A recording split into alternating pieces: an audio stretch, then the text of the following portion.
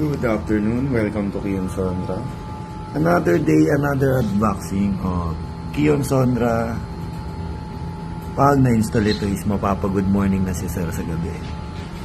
Ang napili ni Sir sa kanyang unit ay HRI 2 5000 adaptive.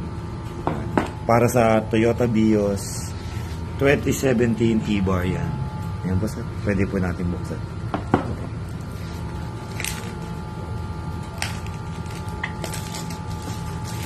Tapos may papaliwanag lang po ang contest. Dito po sa nabili natin, sir, meron po tayong 3 years and 6 months warranty, sir.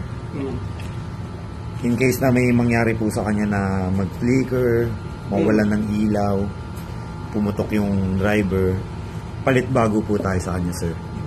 Wala po tayo re-repair sa kanya. Sa loob po ng 3 years and 6 months, sir.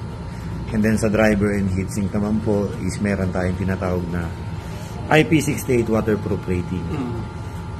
In case na magpa-engine wash kayo or mabaha, wala po kayong po problemahin sa kanya.